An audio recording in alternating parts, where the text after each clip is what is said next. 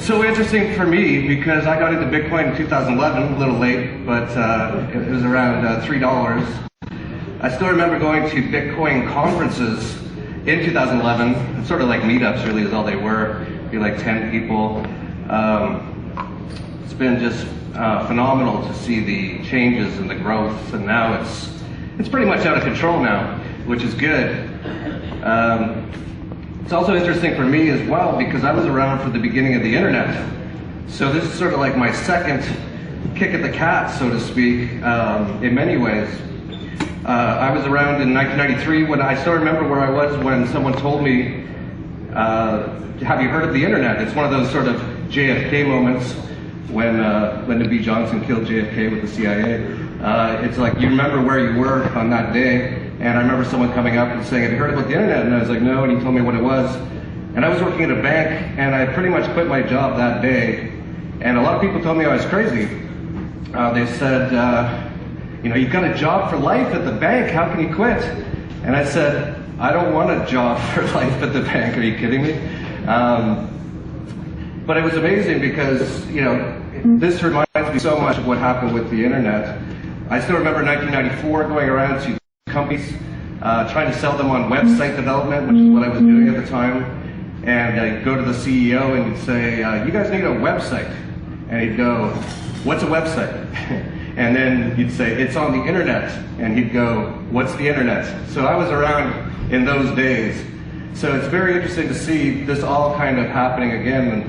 And what I did with the internet was I started Canada's largest financial website, which grew to the size of $240 million market cap at the peak, and then it's totally imploded after that and is almost worthless. And someone handed me a book after that called The Creature from Jekyll Island by G. Edward Griffin, and as I was reading through it, it talks about how the Federal Reserve was founded, and I said, why didn't anyone tell me that's how central banking worked? I would have saved a lot of money. But that actually led me to start up what I'm doing now, which is the Dollar Vigilante, which our main goal is to get rid of all governments and central banks in the world. Woo! And you know what? I think we're doing it. It's not just me. Like, we are all doing it. I've never been more optimistic about the potential for humanity to have freedom, which, as far as I can tell, has never happened before. It's hard to tell, though, because all the history books are all lies. You just have no idea what happened in the past. But we are on the cusp of greatness. For all those people here, people have no idea how important it is, what's actually going on in places like this with things like the blockchain. Some people might think it's just about making some money, which is fine and great.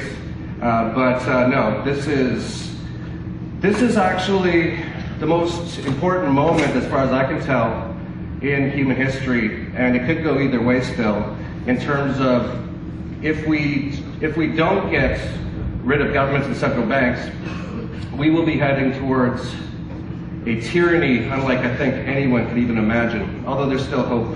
But that's really what could happen if we don't get rid of them. And if we do get rid of them, we will have peace and prosperity on Earth like we've never known it. And one of the keys is going to be the blockchain. In fact, it really all started with the Gutenberg press, which a few hundred years ago, whenever it was, I don't even know. I wasn't there. But that was the beginning of being able to transmit information. But of course, it was just one way. But for the first time ever, you didn't have to know somebody to get the information. The information could be spread throughout the world, thanks to the Gutenberg press. Later, the internet was the next massive innovation, which gave hope for freedom in the world. Because now, with the internet, of course, you have two-way information. So that changed everything. I think most people would agree that the internet has been pretty important. And it's kind of interesting because back when I was getting into the internet, like, there was people who said I was crazy. Even the great economist Paul Krugman of the New York Times is quite well known for saying in the late 90s that at the end of the day, the internet will have been no more important than the fax machine. Paul Krugman. I don't know what's up with that guy. I think he's like a homeless guy they put in a suit. Like he looks all disheveled. He's got all his crazy theories.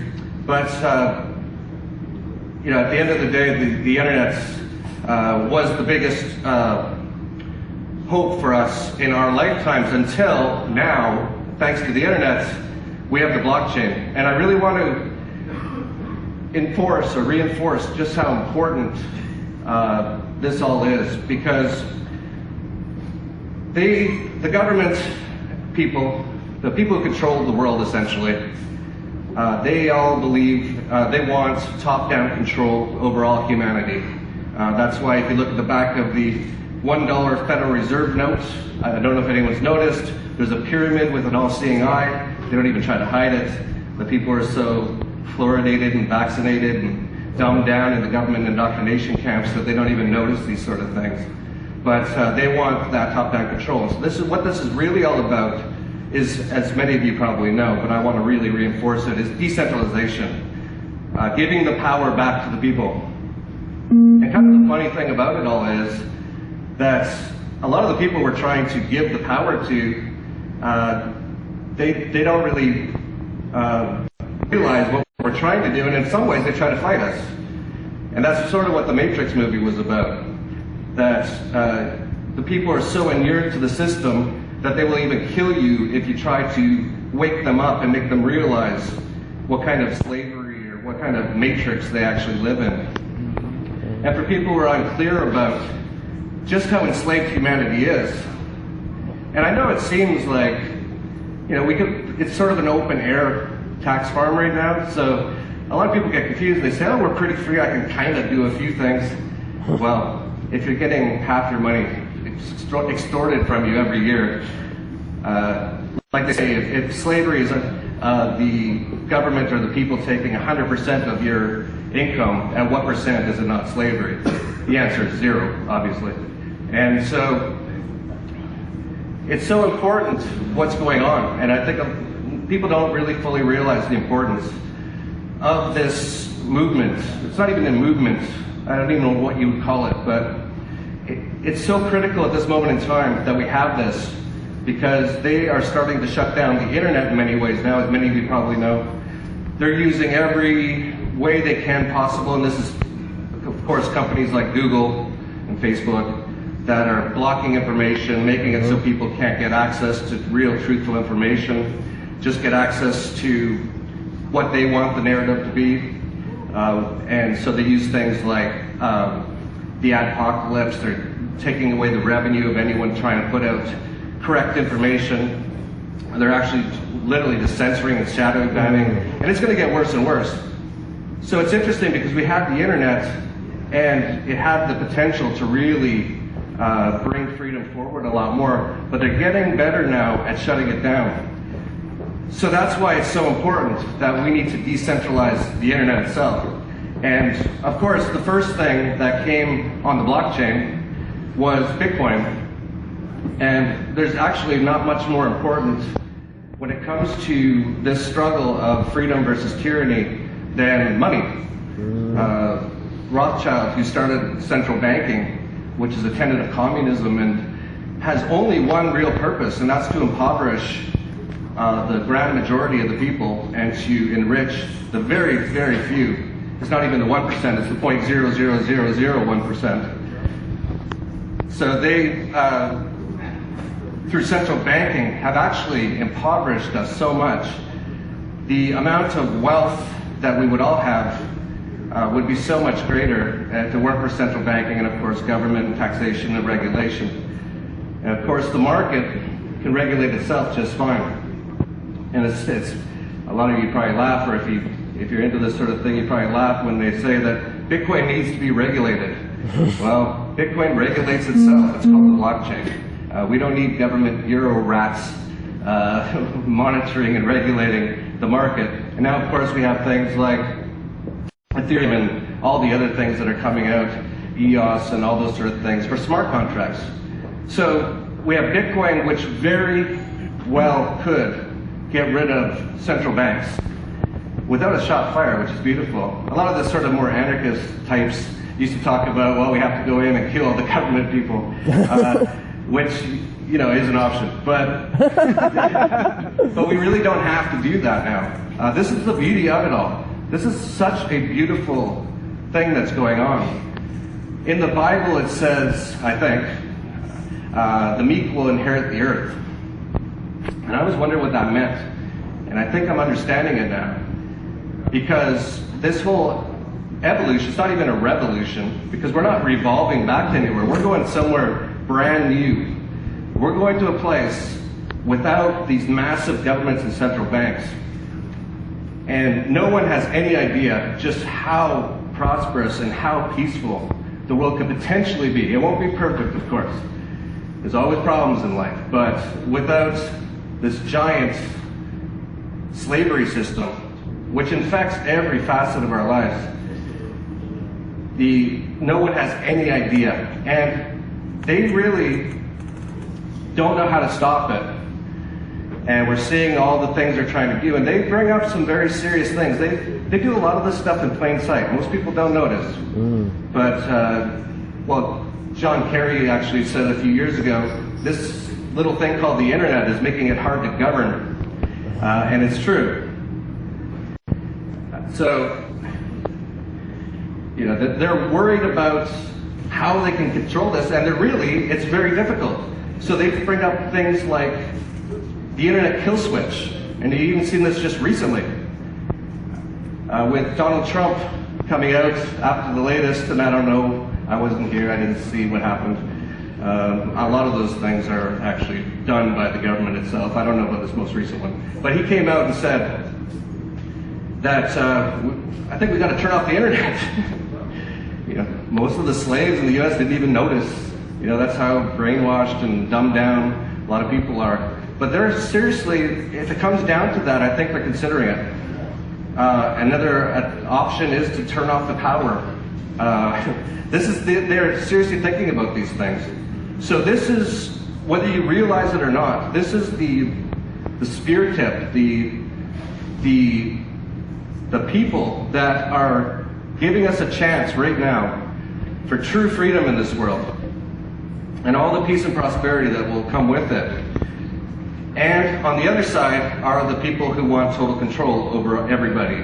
And they have a track record of not being very nice and wanting to do whatever it takes to keep their control. And it's not even about money, it's about power. But they're going away very quickly. And it's going to come down to how quickly we can develop these decentralized applications or not. And you know, there's numerous people now working on decentralizing the internet itself, which will be so important. And then as long as we can keep the power on, we will actually win this struggle. And it will be a large part of it thanks to blockchain technology. And a lot of people don't realize that. A lot of people think this is just some fad or this is some little thing. This is the most important thing in the world today, in my opinion, in terms of potential freedom for humanity. So I want to thank all the blockchain people, anyone working on the blockchain, anyone investing in it, anyone involved in any way. Thank you for your service. Keep it up. We're on the cusp of something unbelievable, and it's going to shock the world. And this is the beginning of it right here. I think my time's up, and I don't know what's going on, but yeah, baby. All right, I'm leaving. Thank you. Let's stop money from being the new religion. In a world.